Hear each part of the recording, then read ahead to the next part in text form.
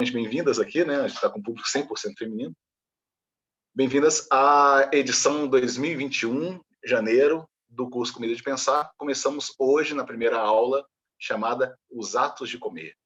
Vamos ver um pouco sobre as bases, né, do nosso início, na verdade, né, dessa função cultural que a gente adota a partir do exercício da comensalidade, ou seja, além de comermos para nutrir o nosso corpo, como já sabemos, né, o ato fisiológico, a gente passa a se entender como seres humanos à medida que a gente come por um ato social, cultural, né? E é essa abordagem que a gente vai abrir. Veja, não vamos fazer uma abordagem especificamente, como eu posso dizer, histórica, tá? A gente não vai simplesmente falar do passado e ficar fazendo uma linha do tempo até chegar nos dias de hoje. Não, a gente está fazendo uma coisa mais temática. Então, os atos de comer, a gente vai refletir um pouco sobre várias nuances. Então, a gente vai falar sobre a Era do Fogo, mas também a gente vai falar sobre o comercial de margarina, sabe? Então, tem tudo isso na aula de hoje. Vamos lá, gente?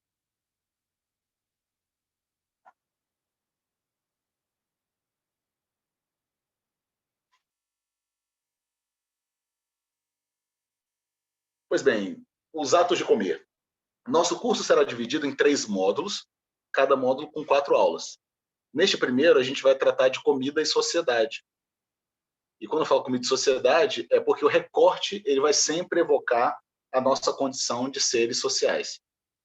O segundo módulo será comida e mídia, eu chamo também de a comida fala, que é um módulo que a gente vai tratar daquilo que inclusive é pertinente a nós três aqui que estamos nos vendo, né, que é a comunicação. Né? Rebeca, se a Cecília não conhece, a Rebeca é jornalista gastronômica, inclusive, e Cecília é publicitária. Olha só. Olha. Prazer, Rebeca. Prazer, vamos nessa aí, entender legal. Mais ainda dessa área tão apaixonante. Massa. Então a gente vai falar sobre comunicação no segundo módulo, e no terceiro módulo a gente entra em temas como soberania alimentar, segurança alimentar, a gente vai ter uma abordagem mais nutricional ali, e também vamos discutir políticas públicas, ativismos, e finalizaremos com um ensaio coletivo que a gente faz sempre no final do curso, que é um ensaio acerca de um pensamento gastronômico contemporâneo. Já construir isso. O objetivo do curso, então, é a gente se municiar de várias informações e debates que a gente vai provocar aqui, para no final a gente poder vir com essa proposta de um pensamento contemporâneo. Os atos de comer, gente. A sociedade começa com a comida. Muito se fala sobre ato de comer. O ato de comer. Né? O ato de comer, o ato de cozinhar. Eu prefiro colocar no plural, porque os atos são vários. O ato de comer não representa uma coisa uniforme, muito menos uma coisa 2D, né? É absolutamente tridimensional, né? E profundo, e complexo. Então, aqui a gente vai passar por algumas possibilidades que esse ato de comer nos diz. Quando a gente fala em atos, nesses atos de comer, o que a gente está querendo dizer é uma coisa muito, muito do princípio mesmo da alimentação humana. Tá? A gente está falando que é o seguinte, desde o início da nossa sociedade, a gente já tinha identificado a importância da alimentação para nós, ou seja, para qualquer ser vivente, existe algum tipo e algum grau de alimentação. Perfeito? Para os seres animais, ou seja, categoria nas quais nos incluímos, nada nos diferencia dos animais irracionais, pelo menos no que tange ao instinto. Porque, afinal de contas, mesmo a gente sendo seres muito pouco racionais quando nascemos, o primeiro ato, após o ato de respirar, é o ato de comer. Ou seja, saímos dos ventres da nossa mãe e a primeira coisa que o bebê quer, depois de respirar, é comer. Ou seja, mamar. Então, este é um ato instintivo do bebê. Ele não tem nos seus pequenos atos cognitivos, né, a capacidade de interpretar, né, essa complexidade desses movimentos que vão fazê-lo chegar até o seio da mãe. Então, a gente já entende que esse ato é um ato que, neste momento, em certa medida, é equiparado ao dos animais.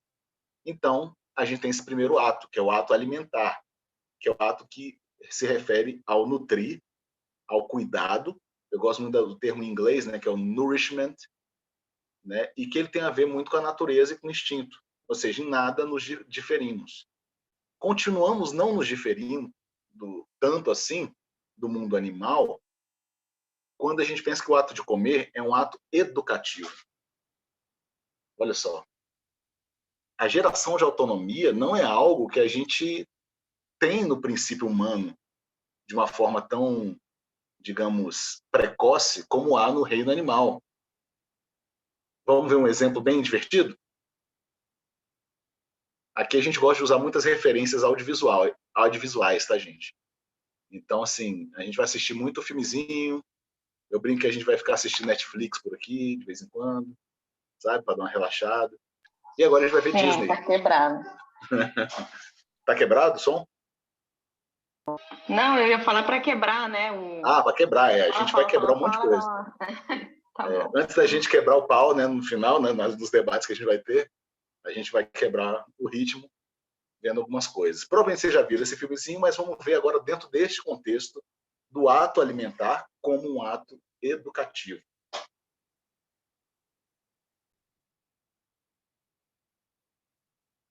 E aí, gente, já tinham visto esse filmezinho bonitinho? Não, que gracinha. Muito É um fofo. curta da Disney Pixar, né? Se você tem o Disney Plus, consegue assistir lá. Mas ele está no YouTube também. Tem o link, então, na nossa plataforma, se vocês quiserem rever.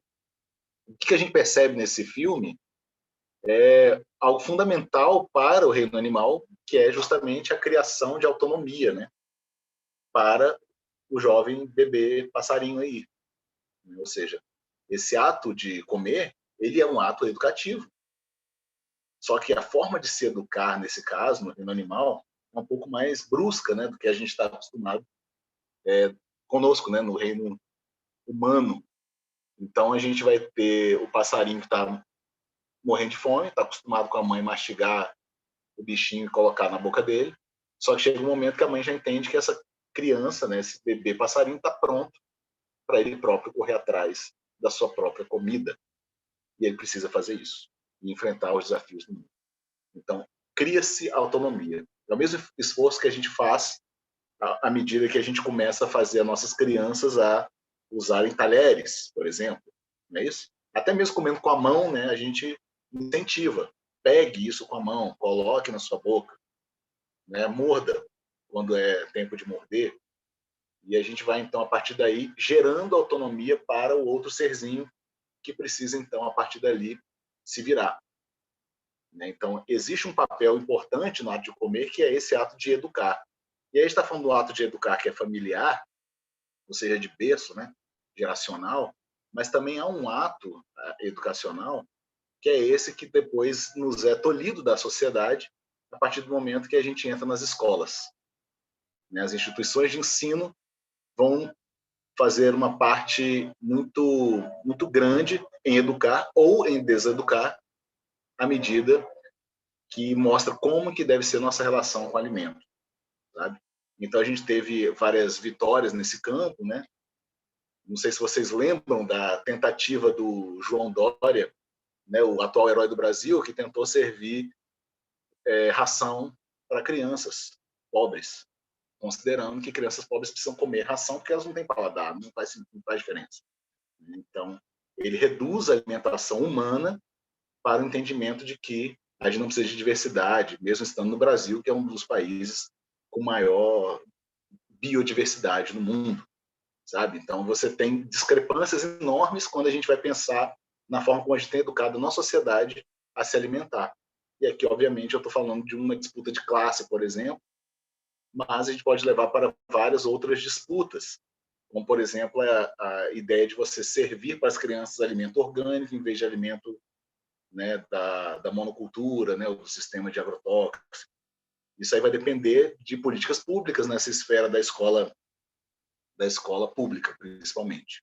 Porque na escola particular, as crianças levam suas merendas. E aí vai de cada família colocar fandangos ou colocar comida para a criança levar para a escola. Não é isso?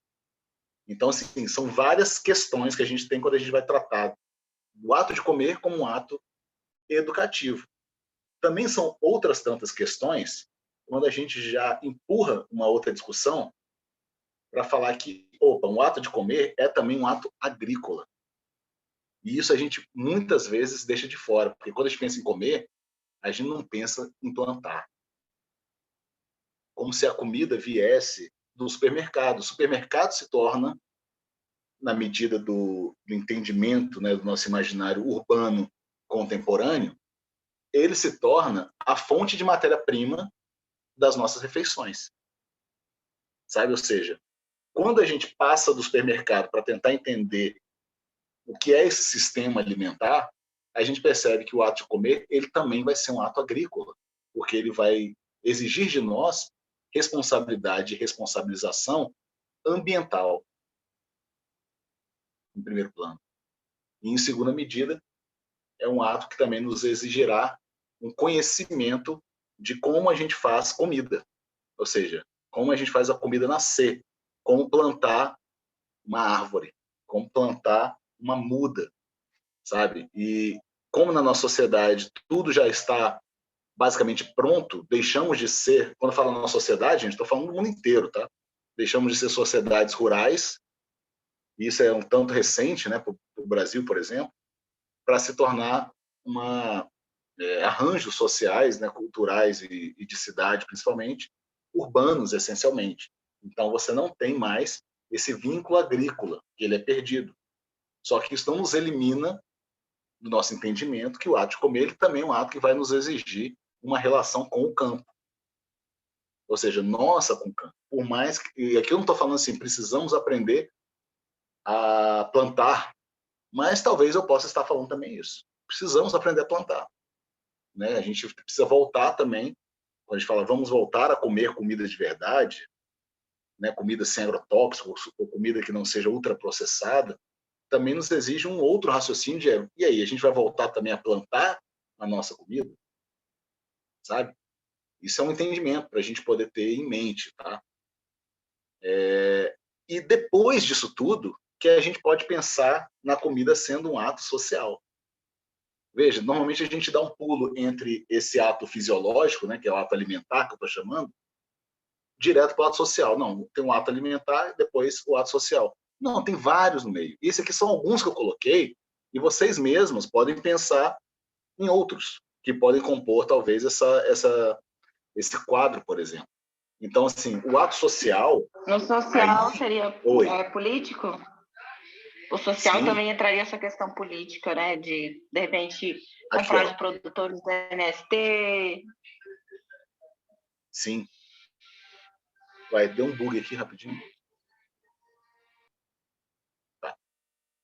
O ato social, inicialmente, o ato social é muito abrangente, de fato, Rebeca. Ele vai abarcar, e pode, né, vários segmentos. Aqui eu estou tentando segmentar um pouco mais ainda. No ato social, eu diria que a gente começa pelo princípio da comensalidade. E aí, o que é a comensalidade? O que é o exercício da comensalidade?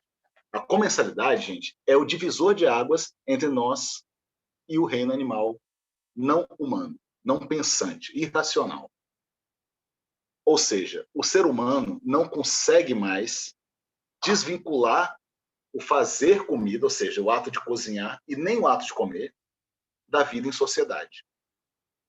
Gerar comensalidade é simplesmente o grande momento em que a gente transforma todo o nosso sistema, que era apenas alimentar e nutritivo, em uma rede ritualística, sabe, de gestos e de formas de articulação, tanto social como religiosa, né, transcendental, espiritual, né, que vai envolver a nossa relação com o outro e também uma relação que eu chamo horizontal, que seria um com o outro, e vertical, né? Porque na nossa sociedade um elemento importantíssimo é o elemento simbólico barra religioso barra transcendental, que é uma relação vertical, né? Pensando, né, nessa ideia de divindade, por exemplo.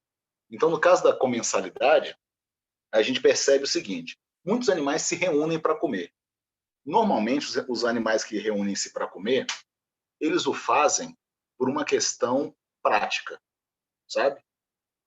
Você é um bando de hienas que conseguiu atacar um bicho ou aproveitar uma carcaça deixada pelos leões, e aí você vai juntar todo mundo para comer junto aquele negócio. Essa reunião tem um caráter pragmático, sabe? De aproveitamento da comida naquele momento, sabe? Da caça. Então não é uma reunião social. A reunião social é quando a gente planeja ou programa esse tipo de encontro. Ou seja, a gente vai fazer, trouxemos a caça, trouxemos a pesca, trouxemos a colheita, e agora nós vamos reunir, vamos dividir essa comida, vamos chamar nossos irmãos, nossos vizinhos, enfim, e a gente vai então comer juntos. E por isso que até hoje estamos comendo juntos. E por isso que isso tornou um problema contemporâneo muito grave quando as crianças ou as famílias, né, pós-modernas, da era da televisão, começam então a substituir o encontro do jantar em família para fazê-lo diante da TV. Né? Você interrompe o seu ato comensal. Veja, eu não estou querendo ser muito crítico em relação a isso, não, porque é a questão também hoje do celular, né? Você está lá todo mundo junto, mas cada um no seu aparelhinho. Isso, sinceramente, é um debate que a gente pode ter, mas não deixa de ser comensalidade, sabe? Que tal a gente se reunir para comer enquanto a gente fala com outras pessoas que não estão ali por meio da internet? Então, pode ser, mas veja, são arranjos que a gente faz de uma forma pensada, organizada. E, obviamente, isso vai resultar numa série de ritos, né? Como o almoço de domingo em família, né? Como a happy hour, não é isso? Isso tudo é rito, sabe? A happy hour, o almoço em família. O rito não é só aquela refeição religiosa, sabe? O almoço de peixe no domingo de Páscoa. Não, a gente está falando de tudo, tudo. Você cria ritos. E vocês provavelmente têm ritos próprios de vocês, que vocês fazem com os seus, né? Pessoas do seu convívio que vocês vão fazer algum tipo de encontro, de rito que envolve necessariamente comida. Se a gente vai para casa um dos outros, algum dia iremos de uma forma um pouco mais tranquila, né? Se a vacina chegar a todos nós. E aí a gente vai poder, então, frequentar a casa dos outros, e a primeira coisa que você vai fazer quando você for na casa de alguém, ou alguém for na sua, é oferecer algo para comer, algo para beber. Perfeito? Então, aí dentro desse escopo que a Rebeca, inclusive, falou, a gente vai entender que esse ato social, ele também é político, tá vendo aí? Por quê? Porque ele é simbólico e ele também tem sua esfera socioeconômica. Então, assim, as escolhas que você passa a fazer dentro dos atos de comer, eles já resultam numa escolha política sua. Quando você, pegando um exemplo muito claro, quando você opta pelo veganismo, você vai fazer ali um atestado político muito claro. Não comemos carne ou produtos de origem animal.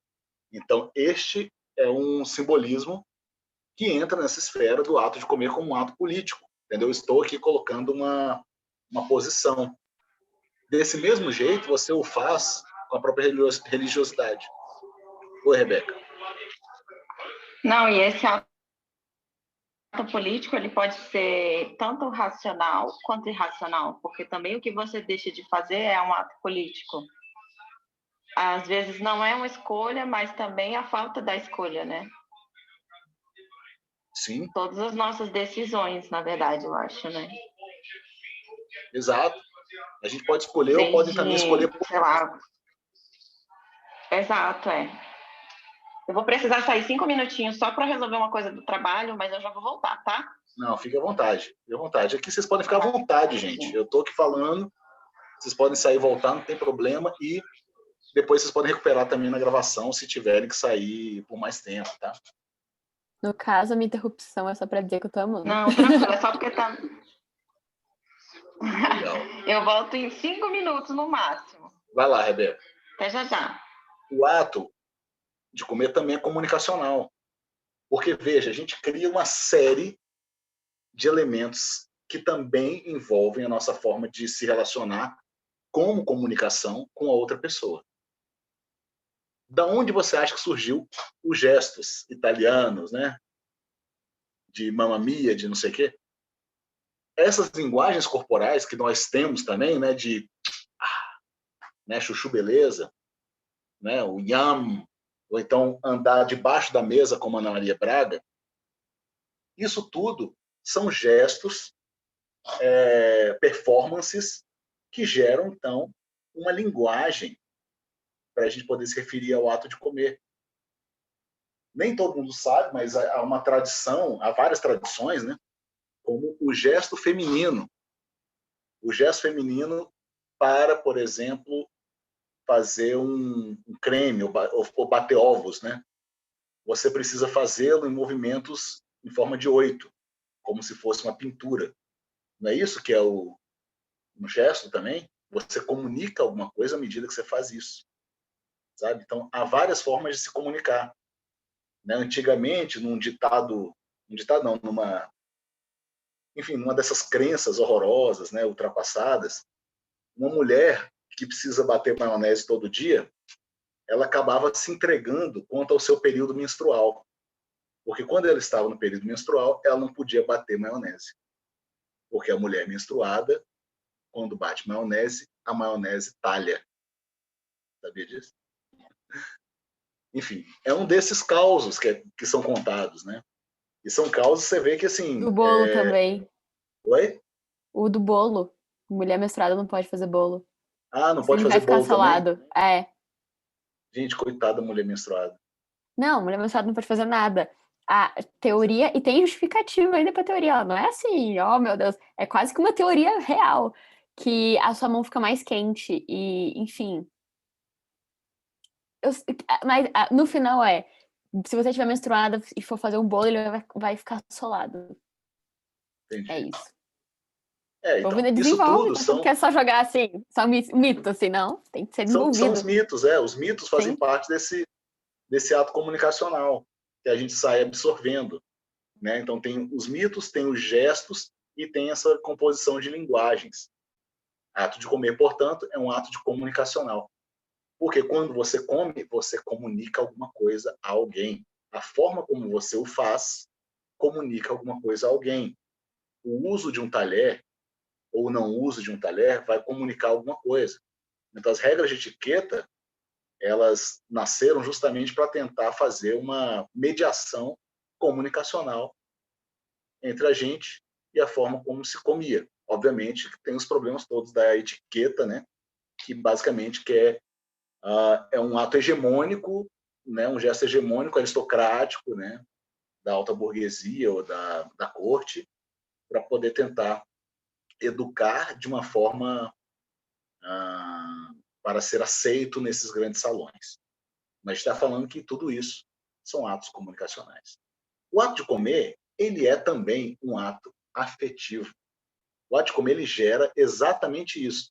A visita à sua casa, uma conexão e um gesto de hospitalidade.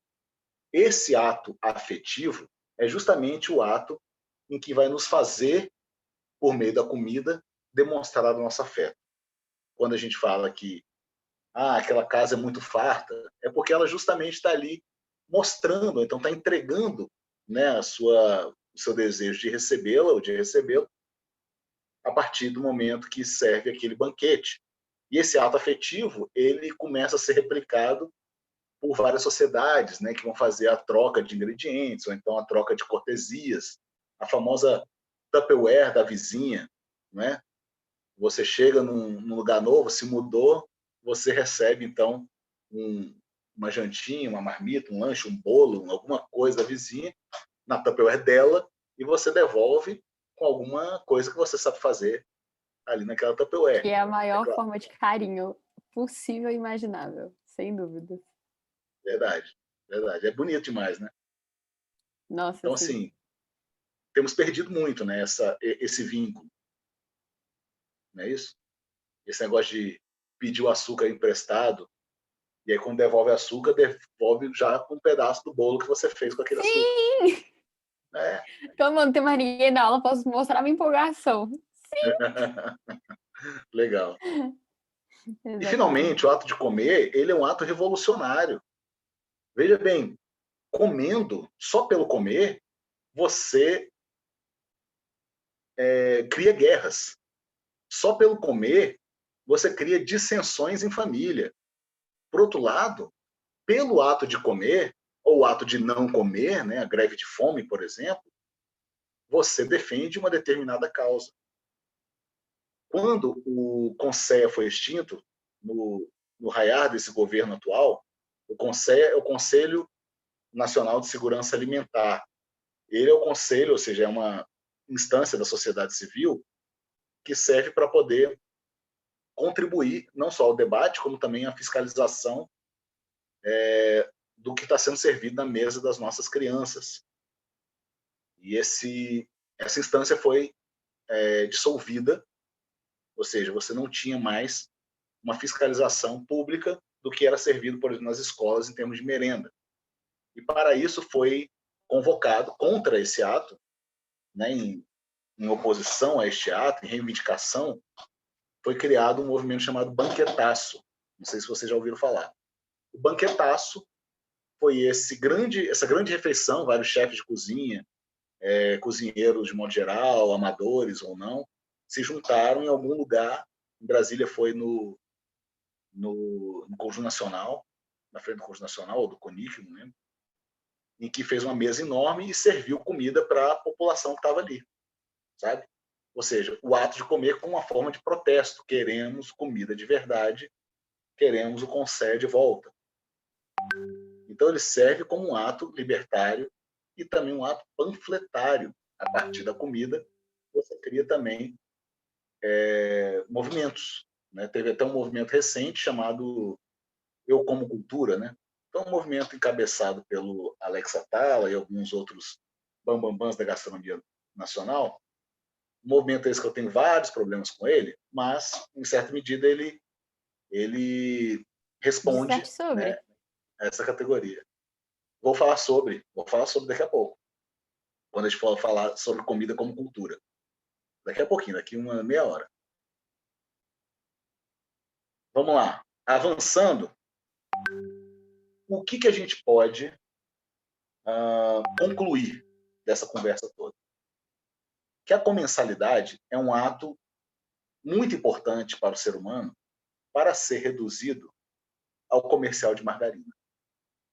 A comensalidade, gente, não é um comercial de margarina. A comensalidade é muito antes dessa apropriação da estética americana da dona de casa dos anos 50, que cuida da sua família, a suburbana de classe média, que o marido sai para trabalhar para prover para uma família com 2 crianças ou 3 crianças, para poder, então, como se fosse apagar da ideia de comensalidade as famílias pobres, as famílias que não teriam como poder, então, se reunir em torno de uma mesa para comer desta forma, com essa fartura.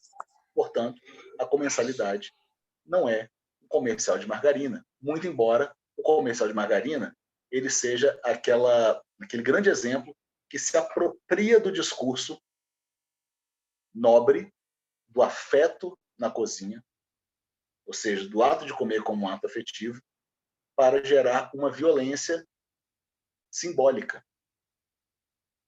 Por 2 motivos.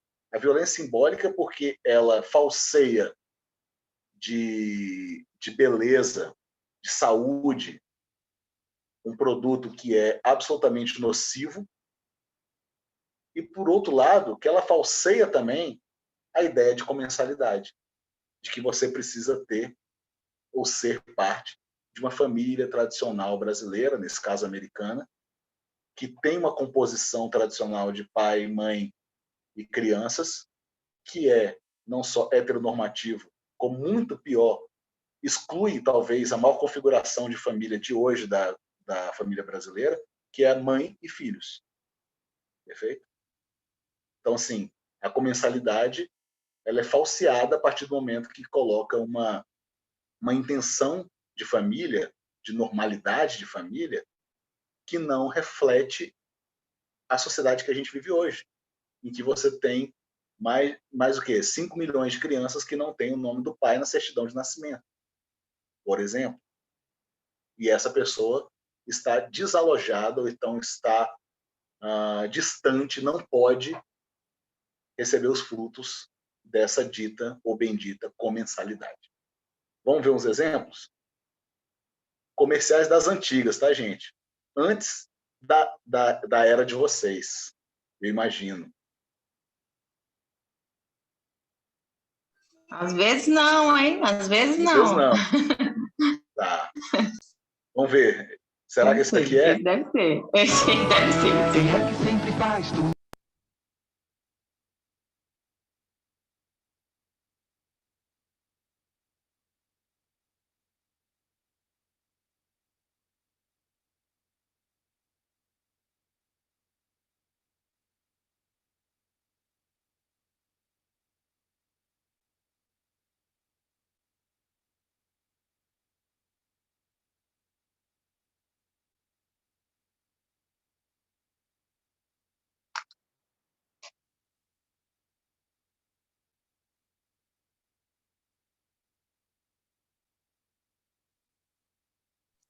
O último vídeo ficou mudo.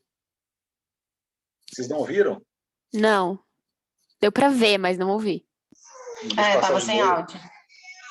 Eu acho que eu não apertei o áudio dele, né?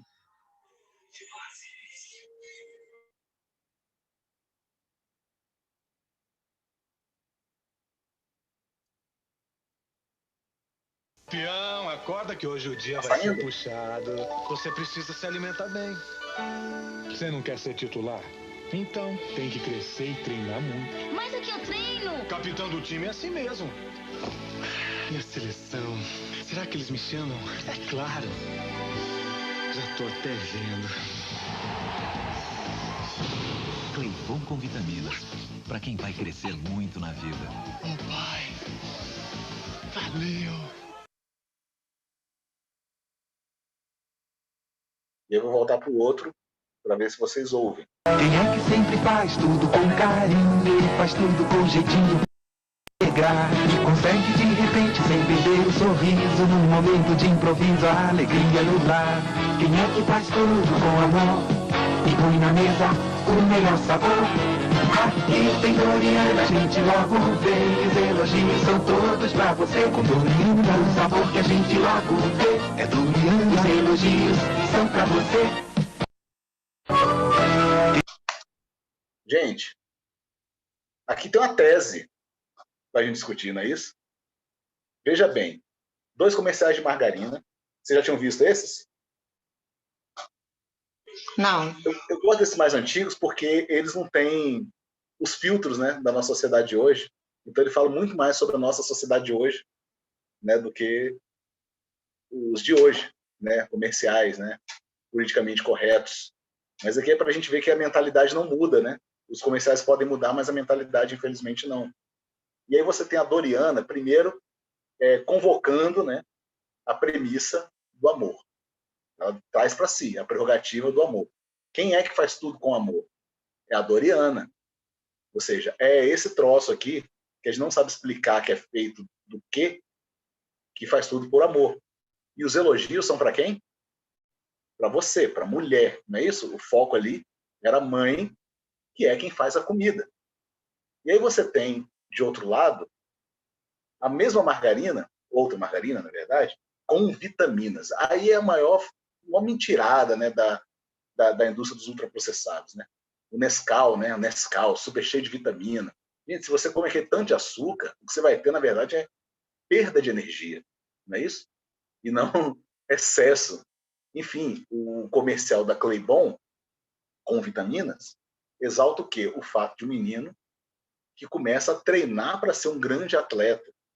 E ele vai fazer isso comendo margarina, perfeito? Só que aí a gente tem uma inversão aí também na lógica, né, dos papéis interpretados. Não existe mais a figura feminina, agora é a figura masculina, porque a gente está falando de esporte, de vitória, de vencer, de carreira, não é isso? Então aí você tem essa representação que é coma essas vitaminas para você ser o campeão. E depois, valeu, pai. Sabe? O pai, né, esse camarada que educou também o filho a partir da margarina. Ela carrega, então, a premissa da meritocracia, do sucesso. Então, o amor, o sucesso, são várias as premissas que os comerciais eles colocam dentro, principalmente da indústria dos ultraprocessados, para poder inverter a lógica que eles próprios trazem. Não à toa, a Coca-Cola ela sempre, né, se vincula à praia, né? Sempre se vincula a alguma coisa do verão e sempre exibe corpos sarados, né? Justamente para poder indicar que isso é refrescante, é isso, é da moda, é bonita, é bacana. Ou as cervejas, né? Que sempre colocam as gostosonas, mas vai tu tomar cerveja? Vai tu. Exato. Mulher aí sofre, né, na mão dos olhares, né? A mulher que toma cerveja, que coisa feia, não é isso? E aí você tem o máximo, talvez a grande propaganda, né? A grande propaganda que vai talvez resumir essa captura dos nossos afetos para fins de um produto ultraprocessado, que se resume aqui, ó, Sazon. Já ouviram falar do Sazon? E aí eu cito Molejão. Molejão já falava, não era amor, era cilada. Percebam, não era amor. Se vocês bem lembram, a propaganda da Sazon, uma das primeiras, aliás, ela convocou Zezé de Camargo e Luciano. Ela comprou os direitos direitos autorais para poder vincular seu comercial à música É o Amor. Olha só no que deu, minha gente.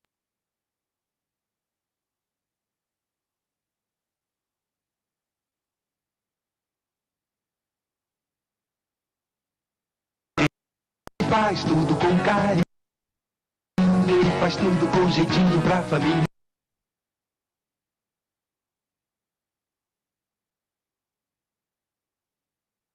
Só um pouquinho de açúcar. Mas tá muito bom esse arroz aqui. Você pôs alguma coisa diferente? Ah, de sempre, amor. Esse picadinho também tá uma delícia. Você gostou?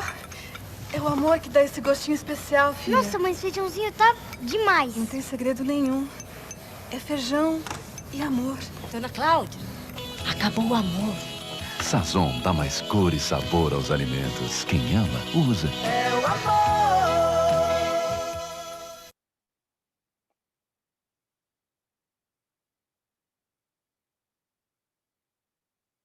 Não é. era Pior amor. é que é uma puta de uma propaganda, né? É uma propaganda muito boa. É agora que a gente começa a militar contra o Sazon. O grupinho aqui, vamos militar contra, porque, gente, que é isso? Nossa. Sazon, ela traz de uma forma super eficiente a narrativa do afeto. Talvez foi a mais bem sucedida nessa captura, né? nesse sequestro do significado da comida afetiva. Né? Você reduz a pó o afeto. É isso que o Sazon fez com nossos imaginários, entendendo que precisamos usar esses caldinhos prontos. E, basicamente, gente, a nossa memória afetiva ela está repleta desses gestos de amor com gosto de margarina e com gosto de pós-Sazon. E isso não é culpa das nossas avós, inclusive, entendeu?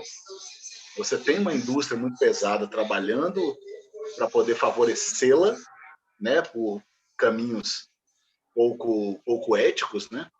Mas, por outro lado, você também tem um arranjo comercial e social que vai fazer com que a classe média e nós, né, de um modo geral, a gente fique refém desses produtos. Se a gente for pensar da própria margarina, provavelmente duas gerações anteriores à nossa, o pessoal só cozinhava com margarina. E assim, grandes receitas eram feitas com margarina. Vocês, sendo de Brasília também, devem conhecer a Casa dos Biscoitos Mineiros. A Casa dos Biscoitos Mineiros, boa parte dos seus quitutes são feitos com margarina até hoje. É o que garante o sabor de vó. Porque na época da vó, da dona do biscoito mineiro, você tinha uma grande praga entre os porcos, né, do Brasil, assim, uma febre bizarra aí, que eliminou do mercado a banha de porco, que era o que mais era usado justamente pelas nossas avós, bisavós, nessas gerações anteriores, como gordura para fazer bolo, para fazer tudo que a gente vê na cozinha. E a manteiga era muito cara. Até hoje, se você for no mercado e se você consome manteiga, você vai ver que aquele negócio é um absurdo de caro. É pesado comprar manteiga.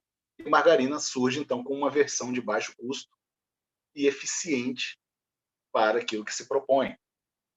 E o sabor acaba sendo, inclusive, escamoteado em diversos preparos, sabe? E, por conta disso, ela é muito bem sucedida e entra, então, nas nossas mesas afetivas. E precisamos dividir hoje o nosso afeto com a margarina, a nossa memória com leite condensado, moça. A gente vai precisar dividir isso porque foram realidades às quais a gente foi exposto, entendeu? Do mesmo jeito que o asiático médio, né, urbano, Japão e China, né, basicamente, ou principalmente, eles vão conviver com o glutamato monossódico, famoso, né, a famosa bomba de sódio, que a Ajinomoto, né, que a gente conhece por aqui como Ajinomoto, eles convivem com isso porque vem da mesma tradição, uma tradição que vem de poder aumentar o sabor, potencializar o sabor dos alimentos, e aquilo se torna memória afetiva, então ele não mais é uma agressão tão grande. A gente permite, uma vez que ele vai nos dar esse benefício. Então, veja, é muito mais complexo do que a gente só apontar o dedo para a indústria alimentícia. A gente precisa também entender essas simbologias, essas histórias e o que está por trás de toda essa complexidade de sentimentos que nos captura. Perfeito? E aí, esse negócio do Sazon me lembra um podcast bem legal que eu vou compartilhar aqui com vocês, um trechinho. Não sei se vocês acompanham. É o pessoal do Joio do Trigo, que é um hub de jornalismo alimentar, e eles fazem um podcast chamado Prato alguma coisa. E nesse podcast, eles têm um título que é lindíssimo. Não era amor, era aditivo. A gente vai ouvir só um trecho aqui desse podcast. Ele está completo, o link, né, desse podcast está completo lá na nossa plataforma de ensino, tá, gente? Imagina que alguém rouba algo de você. Não algo de valor material, mas de grande valor afetivo. Uma foto de um momento muito importante, uma imagem de uma pessoa querida. São coisas irrecuperáveis. Então, a apropriação de identidades e afetos é isso. E na publicidade, isso acontece como uma forma de apresentar um produto, marca ou empresa, sempre com o objetivo de influenciar uma audiência específica. Para criar condições para isso, a galera que trabalha na área estuda comportamentos de público e pensa estratégias para convencer as pessoas a consumir. Porque, afinal, esse é o objetivo. Consumo e lucro. E daí vale quase tudo. Além de utilizar celebridades, imagens, cores, luzes e músicas impactantes, a publicidade tem usado causas sociais para atingir esses objetivos de consumo e lucro. Tem sido comum ver bandeiras legítimas de movimentos feministas, negros, LGBTQIA+, sendo apropriados para esses fins. Sem dúvida. Isso rola bastante nas propagandas da indústria alimentícia. Porque comida é algo muito ligado aos afetos e às identidades. E as corporações, que são bem espertas, sacaram isso faz tempo. No Joio, a gente batizou esse negócio, porque para eles são só negócios mesmo, de sequestro da afeição. E no caso da alimentação, vale lembrar que os sequestradores dessa afeição são bem conhecidos. A maior parte desses sequestros vem de uma dezena de mega empresas que dominam o consumo de alimentos no planeta. Era esse trechinho que eu queria mostrar para vocês. Muito didático, né? O que vocês acharam? Muito legal, não conhecia ainda. Vou ouvir. Nossa, amei também. Com certeza. Vou maratonar aí, com certeza.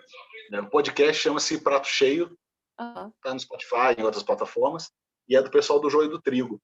O Joio do Trigo a gente vai usar algumas reportagens quando a gente for falar sobre, principalmente depois, quando a gente for falar um pouco sobre segurança alimentar e tudo mais, eles têm várias matérias interessantes sobre esse tema. E aí a gente vai usar como leitura aí paralela, né, inspirativa para a gente.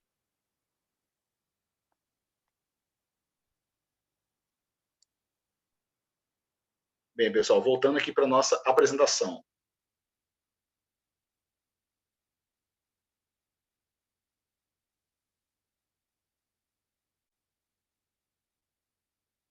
Aprendemos aqui que não era amor, era cilada, né, parafraseando Molejão. Afinal de contas, como eles foram muito assertivos em falar no prato cheio, né, essa indústria de alimentícia, né, ela vai fazer essa rotina do sequestro de afeições, justamente para a gente criar vínculos a partir do nosso emocional com isso aí. E aí vamos voltar um pouquinho para a ideia de comensalidade. O que forma a comensalidade? Veja, a gente sempre pensa, quando fala em comensalidade, a gente volta lá na Guerra do Fogo, né? A conquista do fogo. E eu tenho lá um link daquele filme Guerra do Fogo, que é um filme de 1981, um filme britânico, que vai mostrar como que os neandertais, né, conquistaram o fogo. O que eu acho mais legal é esse termo, né, que ele não vai usar o termo de criar o fogo, mas sim de conquistá-lo. Porque é o seguinte, as nossas sociedades, até mesmo os animais, antigamente, eles já tinham, dentro da sua perspectiva de preparo alimentar, carnes assadas ou verduras assadas. Por quê? Porque o fogo já era uma realidade. Só que ele não estava domesticado. Né? O ser humano que vai conseguir, né, ainda como hominídeo, né, antes de ser o Homo sapiens, ele vai conseguir, então, dominar a forma de poder conter o fogo ou de criar fogo sem precisar criar incêndios. E a partir desse momento que conquista o fogo, ele começa a gerar essa primeira necessidade, que é de se aglomerar. Porque o fogo, ele se torna o primeiro elemento de reunião dos povos. Porque, afinal de contas, se você tem fogo, você tem luz. Se você tem fogo, você tem aquecimento. E, no limite, se você tem fogo, você tem comida. E aí você passa, em terceira mão, a ter comida. E aí você gera uma necessidade de estar junto. Porque o calor humano é algo que nasce junto com o fogo, sabe? Ele próprio é fogo, né? A gente, antes de dominar o fogo, dominava o calor humano.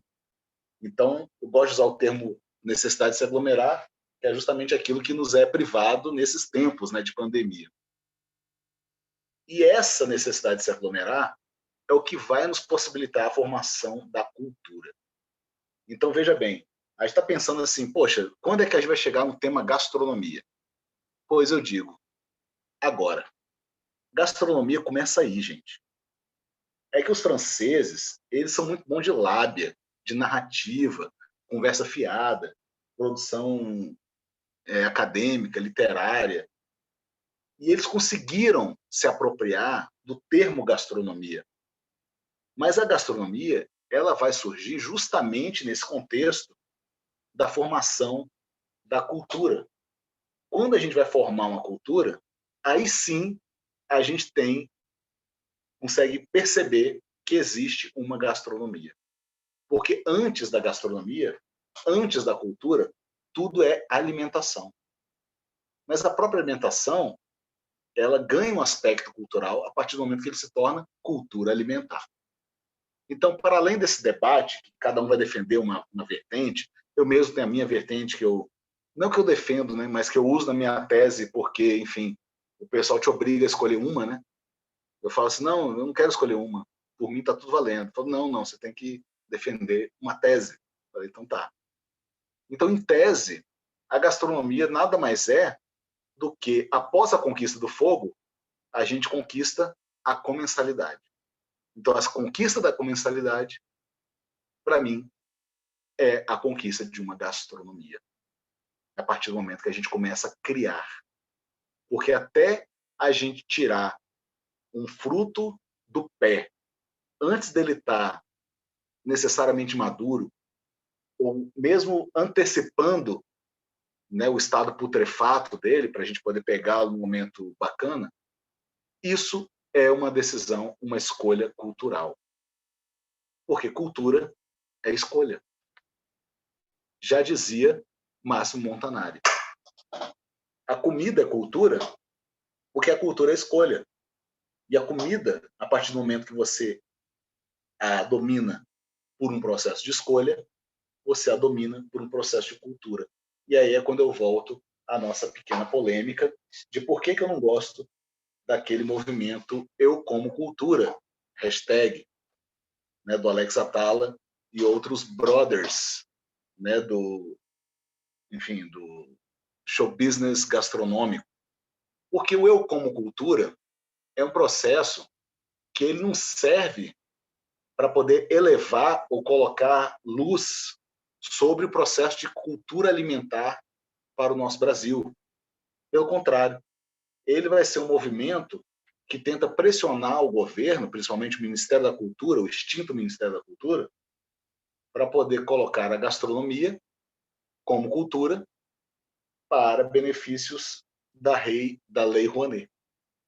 Então, queremos... Veja bem, não tem problema nenhum você buscar benefícios, tá, governamentais, né, esses benefícios que vêm aí do mecenato, né, da lei do mecenato, super legítimo para mim, entendeu? Essa questão.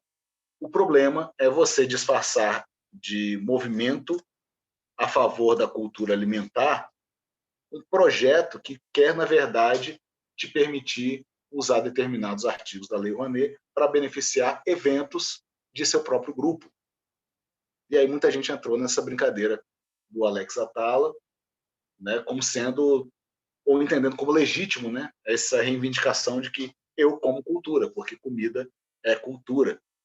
Veja, se não fosse, né, por um motivo de benefício próprio da sua classe, dos seus próprios projetos, por melhor que sejam esses projetos, tá, mais interessantes que sejam, o movimento Eu Como Cultura, ele acaba sendo vazio, porque o impacto dele não busca uma transformação social por meio da cultura. Busca, na verdade, uma apropriação das instâncias de mecenato das leis culturais para poder, então, gerar eventos que, no limite, podem até promover cultura gastronômica. Então, eu acho que a gente está falando de um processo que está muito elementar ainda. A gente precisa ainda convencer determinados prefeitos e governadores que nossas crianças não podem comer ração. Entende? A gente está nesse estágio. Sabe? A gente tem que convencer as nossas escolas do Distrito Federal ou do Amazonas de que eles não podem ficar comprando para a merenda da escola carne enlatada, já pronta. Sabe? Então, assim, você precisa encampar determinadas lutas, digamos assim, que estão muito mais na base da sociedade. Mas, enfim, para além da treta, se vocês quiserem comentar, podem ficar à vontade, tá, gente? Para além da treta, diga, Rebeca. Eu ligo e desligo porque eu estou com o meu filho aqui na sala, eu nunca sei se vai atrapalhar mais do que ajudar. Tranquilo. Mas é muito interessante esse debate do Como Cultura. Eu não sei como ele está, a que pé que ele está hoje, deixei de acompanhar, né? Mas acho que tudo que cerca, né, esses grandes chefes, a gente acaba pegando tem que pegar, né, com um pouco de desconfiança, porque acabaram virando grandes indústrias, né? E, como você falou, pintadas de heroísmo e de benevolência. É muito complicado, né? Você ter um senso crítico para entender que tudo tem uma razão econômica também, né? É um business, acabou virando business, né? Sim, e eu não estou falando que é errado, né, a razão econômica, né? Afinal de contas, a gente está falando de empresários, né, de empreendedores do ramo gastronômico. Eu estou questionando muito mais exatamente o que você falou, né? E aí, vamos ser um pouco mais honestos no que a gente está buscando aqui, nessa conversa toda, sabe? O Eu Como Cultura não foi para frente muito por conta do desmantelo do Ministério da Cultura, né? Que começa com o governo Temer e aí realmente ele dissolve, né, no governo Bolsonaro. Então essa instância cultural é algo para a gente discutir em outro momento do país, quando a cultura for alguma coisa minimamente valorizada novamente. Perfeito? Mas, com ou sem governo, a gente está aqui produzindo cultura alimentar. E o mais importante, o Márcio Montanari vai ter esse livro que eu indico para vocês, chamado Comida é Cultura? Comida como Cultura. Né? Comida como Cultura, é isso. É o título aqui que eu coloquei, inclusive. O Comida como Cultura é um livro pequeno do Márcio Montanari, mas que ele coloca algumas dimensões bem interessantes sobre como que cultura é simplesmente um processo de escolha. Entendeu? Então, assim, tudo começa com a escolha. Os próprios animais já o fizeram, de modo instintivo, obviamente, mas a produção de alimentos, ela passa por um primeiro filtro social, que é justamente o da escolha, que é conhecer e diferenciar o que é comestível. Obviamente nós temos, pedra não é comestível, ok, sabe? Casca de árvore não é comestível, tá? Fazer um chazinho, beleza, mas não se come assim. Determinadas plantas não se pode comer, senão morre, né? São venenosas. Então você começa a estabelecer o que se come e o que não se come. Depois você começa a estabelecer socialmente. Aí as escolhas partem muito mais dos arranjos do governo daquele núcleo familiar, ou então aquele núcleo, enfim, de uma cidade, de um país, de um estado, qualquer coisa, que é o que vai determinar o que para a gente é comestível ou não. Veja, tem muita coisa comestível para umas pessoas que para outras pessoas não o são. Vocês sabem muito bem disso. Porque se a gente atravessar para uma outra cultura e a gente descobre, eita, vocês comem isso? O famoso exemplo do grilo da Tailândia, né? Ah, vocês comem grilo, sabe? Né, os gafanhotos, né, no Oriente Médio, que também eram muito usados, né, em época de praga, para usar como alimentação mesmo de beduínos no deserto, sabe? São coisas que se come em determinado contexto. Em outros contextos, a gente come porque a gente transformou em algo cultural. Seja, por exemplo, a partir de uma resolução estatal ou de um estado religioso, não podemos comer vacas na Índia, não é isso? Porque é um animal sagrado. O porco, para o judaísmo, também não pode comer porque é um animal imundo. Então, aquilo não pode entrar como parte da dieta judaica. Então, você começa a estabelecer várias formas ou diferenciar tudo aquilo que você pode ou não comer. Em determinadas correntes do candomblé, você não pode comer vísceras nem algo que tenha sido contactado com o sangue do animal, sabe? Então, você começa a criar verdadeiros tabus a partir daí. E nós temos os nossos próprios tabus. Talvez nós aqui, que estamos interessados no debate como gastronomia, a gente pode ser um pouco mais aberto, né?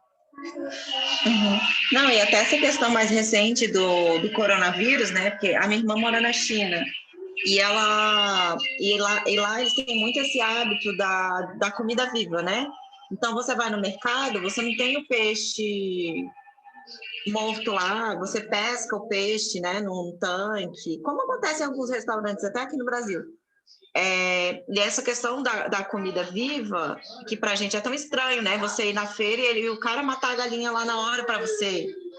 né? A própria questão do morcego. E aí as pessoas falam, mas é tão simples, é só parar de comer o morcego, sabe? Mas é algo que está muito mais entremeado, né? Não é só uma questão de escolha, é como falar para você que brasileiro não tem que mais comer feijoada, sabe? As pessoas não compreendem, né? Quanto isso vai numa camada mais abaixo, né? Do que uma escolha. Às vezes é mais do que uma escolha, né? Não sei, é algo que a gente já nasce meio fazendo e sabendo, né? Então, Claro, verdade, ela como porque... estrangeira, ela não come morcego, mas é super normal para eles, né? É super normal, Então, a gente porque você não vai entende. ter... Quando você entende que escolha é cultura, a gente está entendendo que essa escolha ela foi feita de modo cultural, ou seja, não fomos nós que escolhemos necessariamente, como você está citando, sabe? É uma escolha que já está predeterminada, sabe? Foi escolhido por nós. A questão é que essas escolhas elas começam a ir mudando. Se vocês lembram da aula magna, quando a gente falou sobre, se vocês não viram, deem uma olhada lá depois, que a gente começa a perceber que alguns alimentos, que eram os alimentos supostamente brasileiros, eles passam a sumir do nosso cardápio. Você teve uma diminuição de 41% no consumo de arroz e feijão no Brasil entre 2013 e 2018.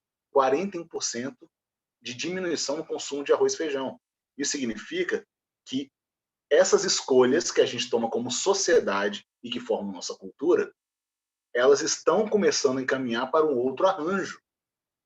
Algumas coisas muito tradicionais, a farinha de araruta em Minas Gerais, né, ou então o aratu, o crustáceo lá do Sergipe, eles começam a estar em falta nessas próprias regiões que tinham isso como um consumo super natural e popular. Né? A araruta era, em Minas Gerais, né, fazia farinha da araruta, não sei se vocês conhecem, mas era com a araruta que fazia aqueles biscoitinhos mineiros, entendeu? Que hoje está sendo feito com farinha de trigo ou polvilho. Por quê? Porque você tem um sistema que está trabalhando para operar nas escolhas da sociedade. E aí depois a gente vai problematizar um pouco mais isso, lembrando que boa parte é por conta do avanço da monocultura, que acaba com a nossa diversidade de alimentos, né? O Brasil era um dos países que tinha o maior número maior diversidade de milho, juntamente aí com o Peru. E agora a gente só tem um, que é do tipo 2, né? Um transgênico ou não transgênico, sendo que o não transgênico é o mais difícil de achar. Então você vai começar a ter escolhas que são feitas por vocês. E essas escolhas é o que forma a cultura. E é claro que essa cultura ela vai sofrer outras influências, como temos aí, ó, a troca de conhecimento. Diga, Cecília. Oi, tem tava procurando aqui o trecho exato, não vou lembrar, mas enfim, daquele livro O Terceiro Prato, que eles falam sobre a definição de comida estragada. Polan. Não, Polan faz algumas citações, mas é do Dan Barber. Do Dan Barber, claro. Isso, e ele faz um comentário que é muito sobre a definição de comida estragada, que para alguns aquela comida é estragada, para outros não é. E ele cita um exemplo do tubarão, eu não vou lembrar o nome, que ele é enterrado e basicamente assim, tá podre, decomposição total, e que tem quem coma achando aquilo uma iguaria, enquanto para diversas outras culturas olharia aquilo e diria, não, isso tá estragado. E fica muito essa discussão, assim, do o que é estragado e o que não é. E aí, se a gente for começar a pensar no nosso dia a dia mesmo, queijo, assim, quando você para pensar friamente e analisar o que você tá comendo, é uma coisinha um pouquinho suspeita, mas é uma delícia e a gente come.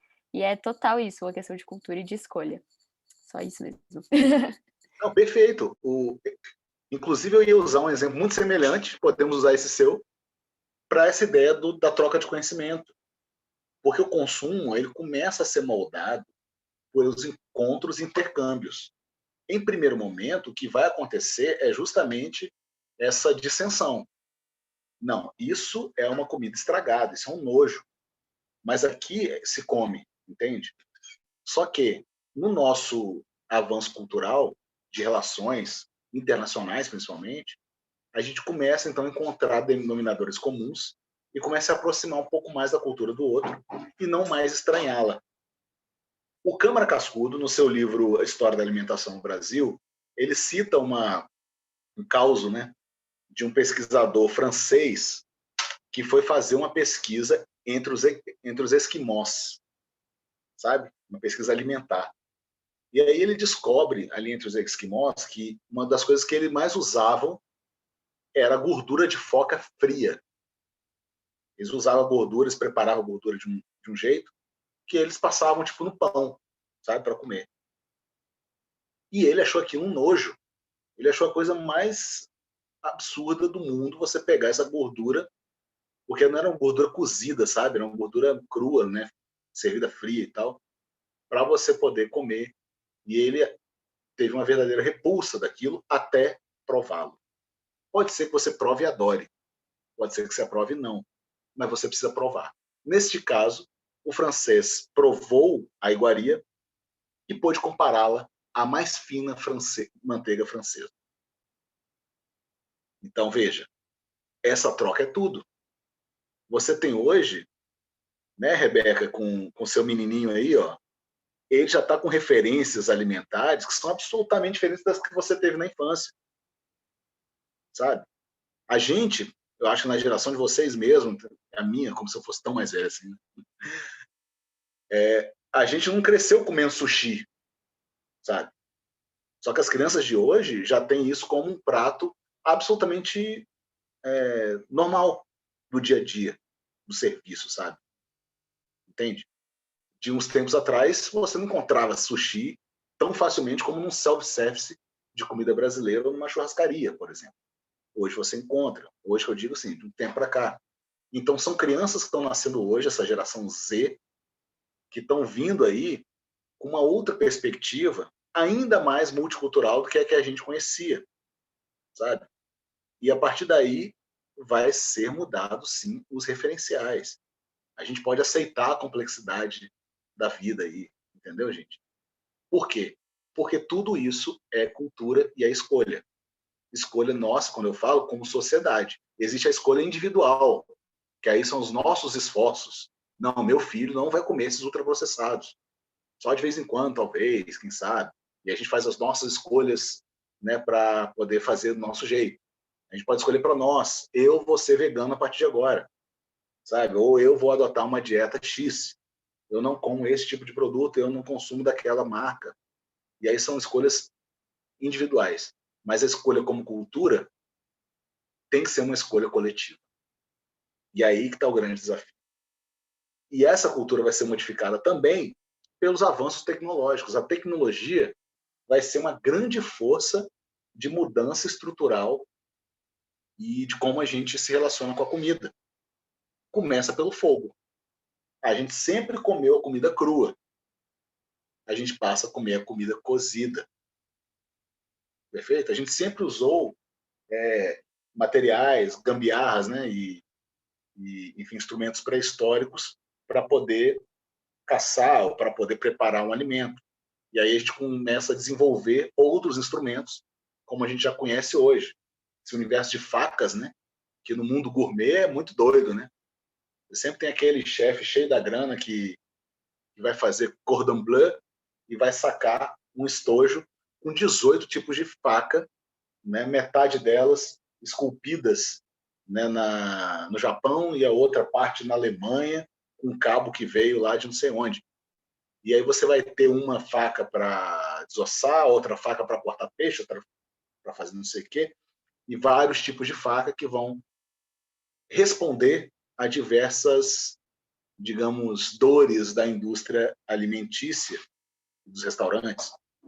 Então, a cozinha, que vai ser o tema da nossa próxima aula, inclusive, nunca foi a mesma coisa, nunca serviu para a mesma coisa no curso da história, sabe?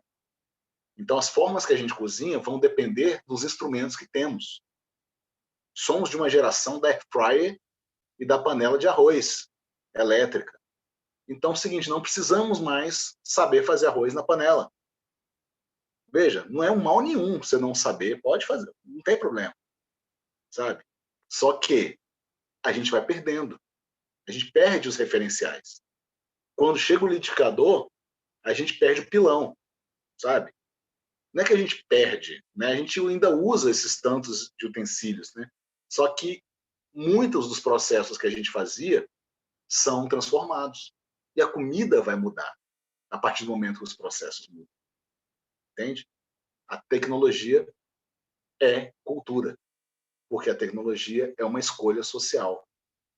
Quando a gente chega e anuncia na Polishop a nova Air Fryer, e vai ter um monte de gente comprando Air Fryer, daqui a pouco a gente não vai ter mais, como cultura, a fritura doméstica. Né? E ele chega para resolver um problema da cozinha doméstica, de fato, né? Muita gente não aguenta fazer fritura porque vai fazer sujeira. E de fato faz. Se você não tem um sugar muito potente, você vai ter gordura no seu teto, sabe? E vai ser um trabalhão para limpar. E faz sentido a gente comparar com o uso da margarina. Essa questão do nossos avós usavam, para eles é assim, trocar por manteiga porque é muito mais caro, não faz sentido. Margarina ainda tem um sabor especial. E assim como a fritura tem um sabor especial, e trocar pela air fry para muitos não faz sentido, porque a fritura tem um sabor especial, mas air fry não faz sujeira e, enfim, é prático. Dá para dar uma comparada em relação a isso. Demais. Mas demais. Esse negócio da panela de arroz aí doeu. Um parênteses aqui. Doeu. Não, gente, pelo amor de Deus. Todo mundo tem que saber fazer arroz, por favor. Eu acho que um bom brasileiro precisa saber fazer um arroz e um bom feijão também. Pelo amor de Deus. Dominar esses processos básicos. Mas a panela de arroz, por exemplo, é algo que já é uma instituição tranquila no Oriente, tá, gente? No Extremo Oriente. Japoneses, chineses. Tem quem brinque que vai a religião. E realmente, a galera vai aderindo de uma forma intensa, assim. A air fry faz tudo, né? E a panela de arroz... A panela de arroz é legal para quem vive de arroz, né? Por exemplo, o japonês, ele usa para fazer sushi, né? Ele usa aquela panela de bambu, né? De vapor para fazer o sushi. Só que nas casas urbanas modernas de hoje em dia, eles estão usando panela de arroz. Porque o importante do bambu é porque ele conseguia te dar uma precisão legal para o ponto de cocção do arroz, sabe? E a preservação do seu calor. Só que a panela de arroz já está fazendo isso, sabe? E o arroz frito, né, que é um prato muito clássico na China, não é isso? Um preparo muito simples. O arroz frito, ele parte do princípio que você já tem arroz cozido, sabe? Então, assim, que é aquele... Sabe arroz frito, né, gente? Aquele que você faz na wok, né? Salteando assim, colocando cebola, colocando ovos e mais o que você quiser lá. Então, você tem... Para esse arroz, para essa receita, o arroz já tem que estar pronto. Você não vai cozinhar o arroz ali. Você quer fritar o arroz no wok, entendeu? Então você vai ter o wok, tá aí, uma panela que é uma tecnologia. Tudo isso serão tecnologias que vão mudar. Gente, mas é muito curioso isso, né? A gente tem tecnologias também como... esqueci isso, o sous vide, né? Como chama a máquina? Acho que é máquina que faz, né? Sim, o Thermomix. Que agrega... o Thermomix, isso.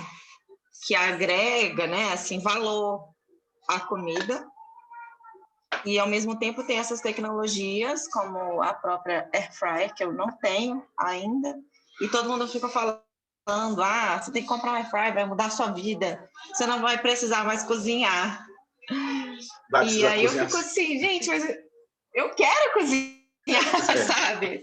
Por que a gente tem que precisar não cozinhar? Pode comigo para tudo. Aonde a gente quer chegar, sabe? Exatamente. Tipo, eu vou fazer meu almoço. Se não puder fazer meu almoço, fazer o almoço do meu filho.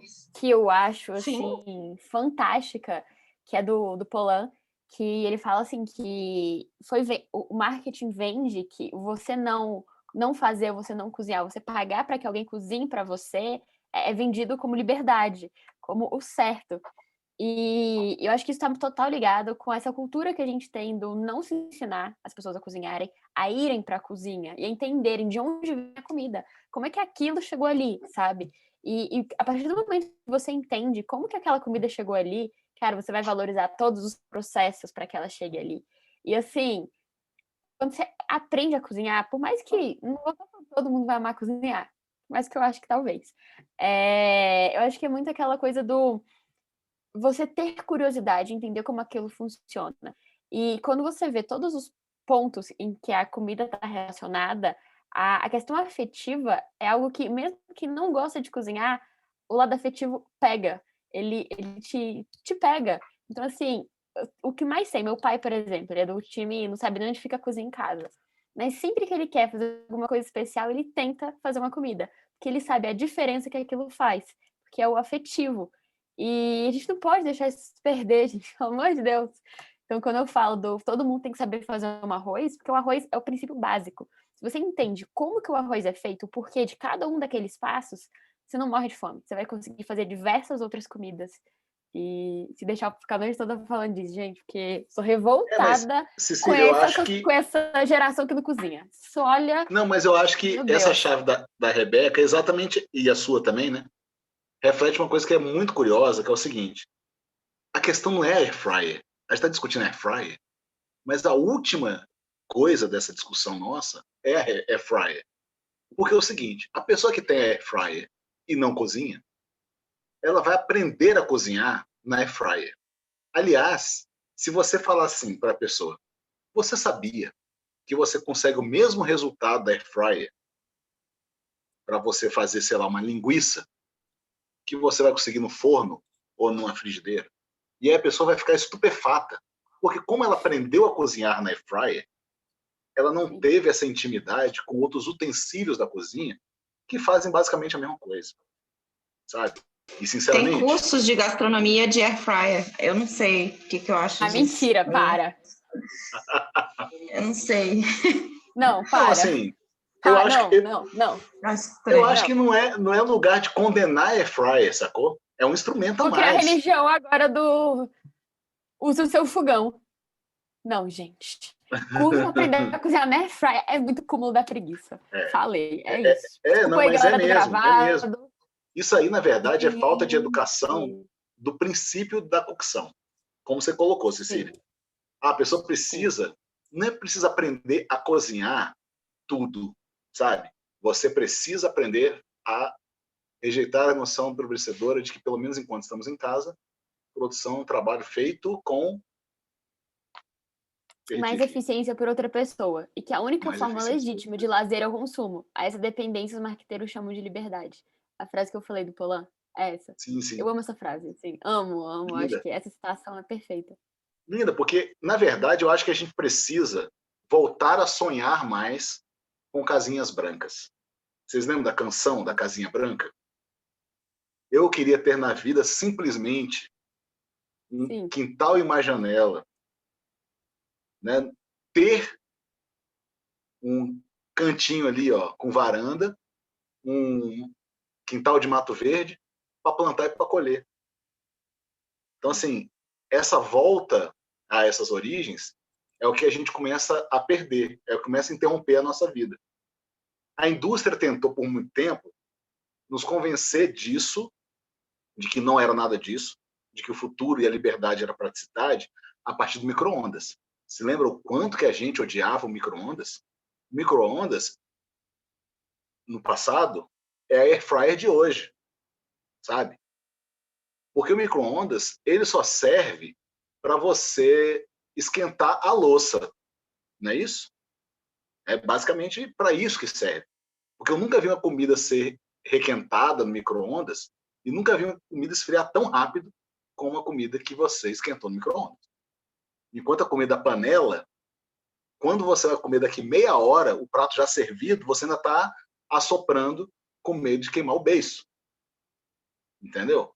Por quê? Porque você tem técnicas e tecnologias que vão te permitir um resultado melhor ou pior. Então, quando a gente fala da air fryer nessa dimensão, a gente tem que entender que a air fryer não é uma resposta para nada, sabe? Ou seja, mesmo que a pessoa vá cozinhar na air fryer, o que ela precisa entender é dos processos. Se ela sabe os processos, de que você precisa de determinada temperatura, se você precisa de uma temperatura muito elevada para criar o tal da reação de Maillard e fazer aquela crostinha na carne, ou de uma temperatura muito baixa para você fazer um arroz um pouco mais sotinho, entendeu? Se você começa a entender os princípios, aí a gente não discute mais air fryer, panela ou micro-ondas, entendeu? A gente está buscando os princípios. E aí Sim. pode ser sous vide. E é também uma bem-vindo. liberdade financeira, né? Porque para além, né, dessa questão do que simboliza isso, tem a questão de você entender de toda a ponta, né? Pelo menos de uma parte dela, do valor que cada coisa tem, né?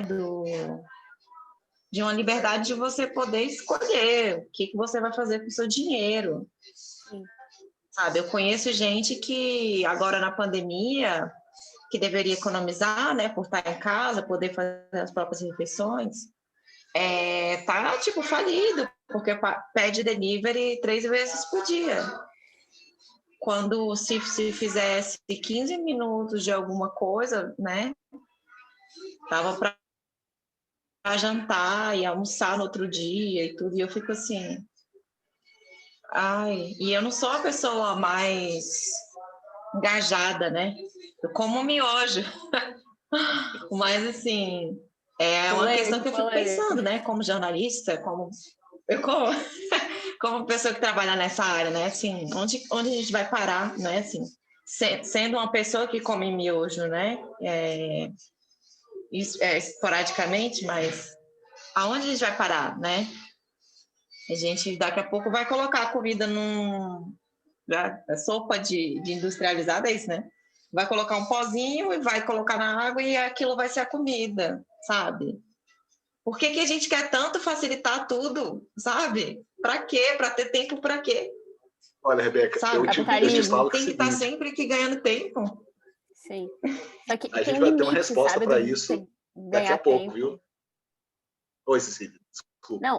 Não, que isso. Muito que ela falou, a gente está sempre em busca de ganhar tempo para gastar, teoricamente, trabalhando para gerar renda, enfim, capitalismo. Mas quando você para ver o tempo que a gente fica nas redes sociais, é muito mais ganhar tempo para ficar no Instagram. Tipo assim, definitivamente. E eu achei... Não, dá pra fazer um TCC real, dá pra fazer uma tese sobre esse bendito curso da Airfry. Eu tô agora revoltada com isso. E a mais nova religião não faça curso de Airfry. Porque, assim, a partir do momento que você escolhe que você quer fazer um curso para aprender a cozinhar, você está minimamente interessado em aprender a cozinhar. Você pode parar para cozinhar, para entender os processos básicos da cozinha, ou você pode ir para o extremo da preguiça e falar, eu só vou viver de airfry. Desculpa, amiga. Enfim, eu tenho uma amiga que, por meses, chegou a alguns 2 anos, o único utensílio que tinha na cozinha dela era airfry. E ela fazia todas, 100% das refeições dela na airfry. E aí depois ela comprou um fogão e continuou só usando a airfry. E assim, pra mim é muito isso, você não entender os princípios básicos da cozinha. Porque o que ela mais usa como justificativa é que quando ela vai cozinhar usando panela e tal, ela demora muito tempo.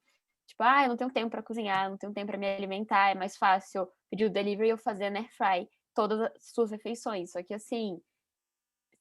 Eu, no meu dia a dia, eu também trabalho e eu não tenho tempo para ficar 1 hora na cozinha no meu almoço do dia a dia. Mas você consegue fazer um almoço em 20 minutos. Você faz um almoço em meia hora, tranquilamente, ainda lavando a louça. Eu brinco que meia hora é o tempo de fazer uma refeição e ainda abrir uma cerveja esperando o arroz terminar, porque o arroz demora exatos 20. E é o tempo, assim, certinho. Você bota a mesa, tem uns 10 ali de folga pra você lavar a louça e beber uma cerveja. Então, assim, dá tranquilamente. Mas para isso, você tem que ter um conhecimento básico de cozinha e de organização na cozinha. Só. Isso deveria ser ensinado na escola. Todo mundo tem que aprender a fazer arroz. Então, Cília, aí a gente volta, sabe o quê? Ao princípio da autonomia. Exatamente. A história lá do Piper. Você tá entendendo? A gente não tá educando as nossas gerações que estão vindo após nós para poder terem autonomia. Sabe? Então, quando você nega a uma criança que o fogão é perigoso porque é quente, você cria na criança um outro tipo de reação. Você não a educa. Você acha que está protegendo ela, mas aquilo é eletrodoméstico. sabe? É que nem o dedo na tomada, sabe? Se você consegue explicar para a criança qual é o problema de se colocar o dedo na tomada, se você não valoriza esse perrengue, você consegue dar uma volta por cima, sabe? Então, a nossa forma de educar, clássica, que a gente tem aprendido com nossos antepassados, inclusive, elas têm trazido traumas e separações que são irreais, entendeu? Então, se a criança não se acostuma a interpretar o calor do fogo, o cheiro do gás, é até mais perigoso para ela no momento em que ela tiver que lidar com o calor do fogo e o cheiro do gás, sabe? Então, você impede a criança de ter autonomia. E aí é um outro problema que a gente começa a discutir também da alimentação infantil, que a gente pode discutir depois também, que a forma que a gente também ensina essas crianças é justamente por uso de micro-ondas ou da air fryer agora, entendeu? Como o primeiro utensílio doméstico para se fazer comida. Mas é sério. Na escola do meu filho, ele recebeu uma missão lá, fazer uma receita. A professora passou a receita. Brigadeirão de quê? Micro-ondas. Pois o micro-ondas foi esse primeiro utensílio que ele dominou. Primeira receita que a grande maioria das crianças aprende: gelatina. Gelatina. É o pozinho que você misturou na água. Só que você É a mistura numa água fervida representação no micro-ondas. no micro-ondas, exatamente. É a Entende? Então, representação assim, da atualidade, dessa alimentação à base de pó. mas não tem problema você começar daí, sabe? O negócio é você não levar adiante. Sim, sim. Estamos satisfeitos que meu filho já teve a experiência lúdica dele de fazer um brigadeiro de micro-ondas, certo? Eu não quero levar mais para frente.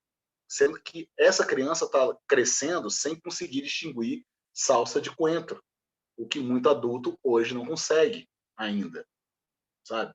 Mas se a pessoa não cheira, não pega, não come, não usa, não vê de onde vem aquilo que está comendo, de fato ela nunca vai ter essa proximidade, sabe? Então, assim, tudo passa por um processo educativo também, basilar. Por isso que muita gente vai por delivery, vai se quebrar no delivery justamente por uma falta de conhecimento estrutural na parte de alimentação, que deveria ser talvez uma das disciplinas mais importantes para a nossa formação como gente, sabe? A partir da escola e da família, que seja, e não o é. E aí, para a gente poder entender e concluir essa nossa conversa de hoje, eu quero mostrar para vocês o triângulo culinário de Lévi-Strauss. Vocês já ouviram falar no triângulo culinário? Provavelmente. O triângulo culinário, ele vai ser esse artigo que integra o Mitológicas 1, o cru e o cozido, do Lévi-Strauss, mas é um artigo que ele faz como parte da pesquisa que ele realizou entre os indígenas Bororo, na década de 40, observando, então, a forma como os indígenas lidavam com o fogo, principalmente. Tá? Então, ele vai fazer essa interpretação desse triângulo, de que você tem 3 pontos aí, ó, o cru, o podre e o cozido. Perfeito? Formando o triângulo. Esse movimento do cru ao podre é um movimento da natureza, um movimento natural. Quando você tem uma fruta, essa fruta caiu da árvore, caiu no chão, o que vai acontecer com ela? Apodrecer. Esse é o processo natural. Não houve nenhuma interferência. O animal irracional, ele vai comer dessa forma. Ele vai pegar o fruto tal como está e comê-lo. Talvez ele vai repelir uma semente, uma casca. É a mesma coisa os animais carnívoros, que vão comer outros animais e vão deixar talvez só a ossada. Isso é o processo da natureza. Quando Strauss apresenta a ideia do cozido, ele vai falar assim, opa, o movimento do cru para o cozido, ele já não é mais um movimento natural, é um movimento cultural. Porque, afinal de contas, a gente está dominando aquele alimento que é cru, ou seja, o fruto que caiu do pé, a gente passa ele pelo fogo, a gente o transforma. Ele usou o fogo como esse exemplo, mas é óbvio que essa domesticação do alimento cru ela parte até da forma como a gente o corta, tá? Se a gente faz um brunoise, uma julienne, né? Se a gente faz um corte naquele vegetal, a gente já está dando um trato cultural nele. Se a gente cozinha, até a forma como a gente o consome cru, isso significa um traço cultural. Então, quando ele propõe o movimento do cru para o cozido, você tem um movimento, então, cultural. E esse movimento ele também pode ser interpretado de outras formas. O cozido para o podre para o cozido. Um alimento fermentado nada mais é do que um alimento putrefato, não é? Ou seja, um alimento que foi exposto a um processo de putrefação, só que de uma forma controlada. No início dos tempos, a fermentação não era um processo controlado. O primeiro levain realmente era uma massa apodrecida.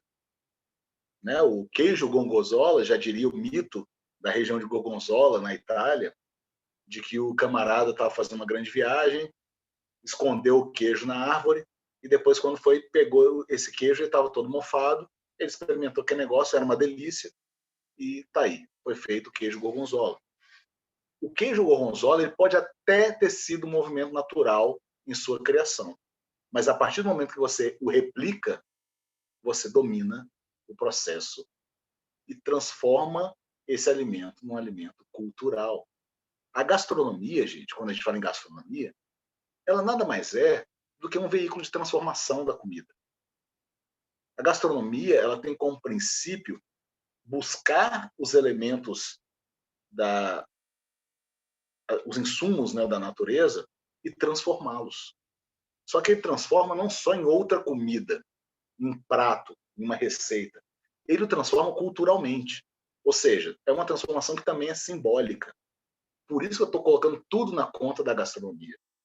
Quando a gente pega um alimento para servir de um sacrifício ritualístico diante da sua religião, aquilo é um ato de relação com o alimento que é cultural, porque ele tem uma carga simbólica, ou seja, há gastronomia ali também. Então a gastronomia ela começa a se articular com a nossa vida desde esse princípio. Ou seja, não começa na Revolução Francesa, nas cabeças rolando, entendeu? Nos primeiros restaurantes. Não, ele começa justamente quando a gente entende que cultura alimentar é um processo de transformação simbólica e efetiva do alimento. E é isso por hoje, minha gente. Dúvidas, questões? Eu amei. É isso. Nossa, amei. Achei que eu ia ficar super cansada, que eu trabalhei o dia inteiro. Ah, minha filha. Mas maravilhoso. Tá. Mas tá faltando só uma coisa pra gente encerrar, tá, pessoal? Peraí, deixa eu tirar a ficha da referência. Bem, quando a gente vai falar de comensalidade, a gente também não pode pensar diferente do que esse processo de aglomeração, mais uma vez, reivindicando o processo de aglomeração para a gente. E aí, como uma forma de reflexão para a nossa aula de hoje, né, matando a saudade, talvez, desses encontros que a gente tinha, né, com algumas cervejas geladas e um chorinho ao vivo, no mundo sem máscaras, eu queria compartilhar com vocês Feijoada Completa, do Chico Buarque, para a nossa reflexão. Grande simbolismo de colocar a água no feijão. A água no feijão é para aumentar a feijoada, né? Aumentar o rango para servir mais gente, para a gente poder ter mais povo comendo junto. É esse o nosso desejo. Muito embora essa letra peque, né, pelo seu zeitgeist, né? Ela está perdida no tempo, né? Porque se você for fazer uma outra leitura, ela é uma canção um tanto quanto machista, né? Mulher, você não se preocupa, deixa que a gente resolve isso, você só precisa ir lá para a cozinha fazer isso aqui, né? Mas eu vou trazer os meus amigos, não os seus, sabe? Então aí a gente passa por cima e tenta fazer a crítica libertária dessa canção, mas tentar entender que a ideia do exercício da comensalidade se resume em botar água no feijão, fazer comida para um batalhão. porque é isso que resume o nosso sentido afetivo do cozinhar.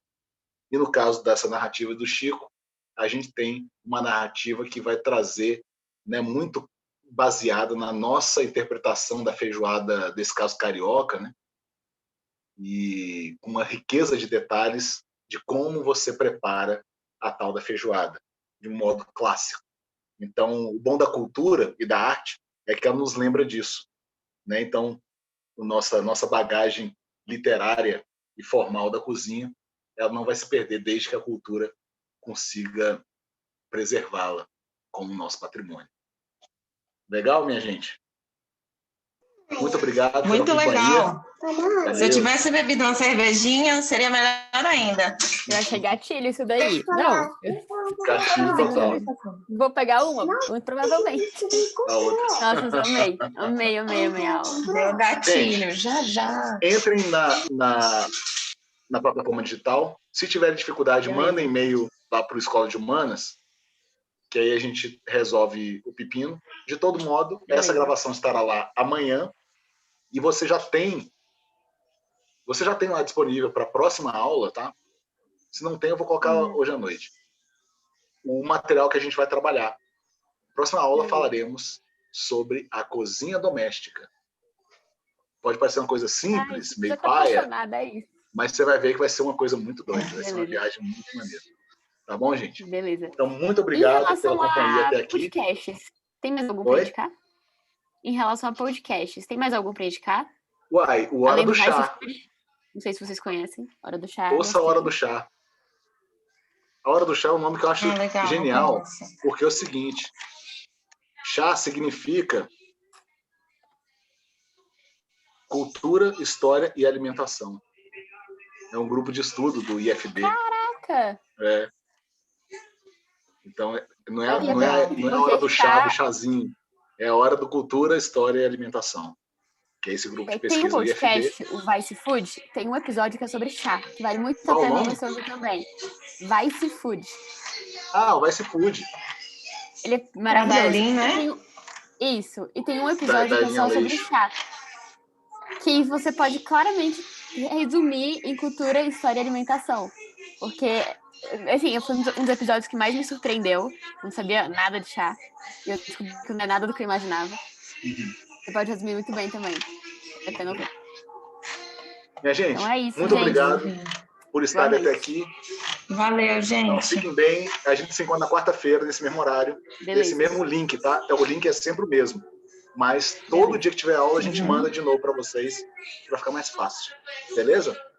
Então, muito obrigado. Muito obrigada. Beijo.